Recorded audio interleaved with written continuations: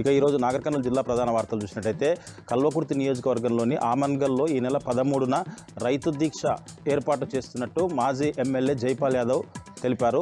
ఈరోజు రైతు దీక్షకు సంబంధించినటువంటి ముఖ్య కార్యకర్తల సన్నాహక సమావేశం కల్వకుర్తిలో ఏర్పాటు చేశారు. ఈ సన్నాహక సమావేశానికి మాజీ ఎమ్మెల్యే జైపాల్ యాదవ్తో పాటు రాష్ట్ర ఫుడ్ కమిషన్ చైర్మన్ గోలి శ్రీనివాసరెడ్డి, మిషన్ భగీరథ మాజీ వైస్ చైర్మన్ ఉప్పల వెంకటేష్తో పాటు మాజీ మున్సిపల్ చైర్మన్ ఎడమ సత్యం, మాజీ జడ్పీటీసీ, మాజీ ప్రజాప్రతినిధులు, బీఆర్ఎస్ పార్టీ అధ్యక్షులు సంబంధించినటువంటి నాయకులు, కార్యకర్తలు పాల్గొన్నారు. 13న జరిగేటువంటి రైతు దీక్షకు సంబంధించి కేటీఆర్ గారు పాల్గొంటున్నారు కాబట్టి ఖచ్చితంగా పెద్ద ఎత్తున రైతులతో పాటు కుల సంఘాలు ప్రతి ఒక్కరు కూడా హాజరై రైతు దీక్షను విజయవంతం చేయాలని చెప్పి మాజీ ఎమ్మెల్యే జైపాల్ యాదవ్ పిలుపునిచ్చారు.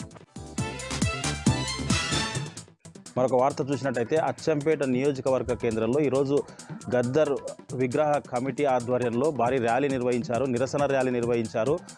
కేంద్ర సహాయ మంత్రి బండి సంజయ్ గద్దర్ పైన చేసినటువంటి అనుచిత వ్యాఖ్యలకు నిరసనగా ఈరోజు వాళ్ళు భారీ ర్యాలీ తీశారు. ఈ సందర్భంగా వాళ్ళు మాట్లాడుతూ బండి సంజయ్ని క్యాబినెట్ నుంచి వెంటనే బర్తరఫ్ చేయాలని చెప్పేసి, గద్దర్ పైన వ్యాఖ్యలు చేయడం ఏంటని చెప్పేసి కూడా వాళ్ళు ప్రశ్నించినటువంటి పరిస్థితి. ఇలాంటి వ్యాఖ్యలు చేసినటువంటి బండి సంజయ్ని వెంటనే కేంద్ర క్యాబినెట్ నుంచి బర్తరఫ్ చేయాలని చెప్పేసి కూడా వాళ్ళు ర్యాలీ నిరసన చేసినటువంటి సందర్భంగా వాళ్ళు డిమాండ్ కూడా చేసినటువంటి పరిస్థితి కనిపించింది. మరొక వార్త చూసినట్టయితే కల్వకుర్తి టు నంద్యాల వెళ్ళేటువంటి జాతీయ రహదారికి సంబంధించి తాడూరులో బైపాస్ రోడ్డు దళితుల భూముల నుంచే తీసుకెళ్తుండటంతో వాళ్ళు కొద్ది రోజుల క్రితం శేఖర్, కురుమూర్తి అనే ఇద్దరు వ్యక్తులు కూడా ఆత్మహత్య యత్నానికి పాల్పడడంతో వాళ్ళని పరామర్శించడానికి ఈరోజు మాల మహానాడు రాష్ట్ర అధ్యక్షుడు పిల్లి సుధాకర్ వచ్చి వాళ్ళని పరామర్శించిన అనంతరం ఎటు నుంచి అయితే సర్వే చేశారో ఆ సర్వే వద్ద కూడా వాళ్ళు పరిశీలించినటువంటి పరిస్థితి. పెత్తందారుల భూములు వదిలిపెట్టి పేదల భూముల పైనుంచి సర్వే చేయడం ఏంటని చెప్పేసి వాళ్ళు ఆయన ప్రభుత్వం పైన మండిపడ్డటువంటి పరిస్థితి కనిపించింది.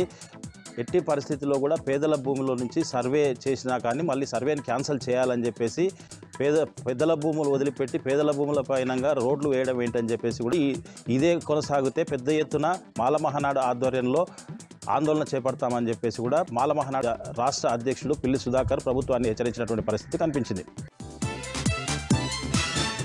మరొక వార్త చూసినట్టయితే చారగొండ మండల కేంద్రంలో బైపాస్ రోడ్డు కోసం 29 ఇండ్లు కూల్చడంతో ఈరోజు సిపిఎం జిల్లా కార్యదర్శి పర్వతాలు ఎవరైతే బాధితులు ఉన్నారో వాళ్ళని పరామర్శించారు. ఈ సందర్భంగా ప్రభుత్వాన్ని పర్వతాలు డిమాండ్ చేసినటువంటి పరిస్థితి కనిపించింది.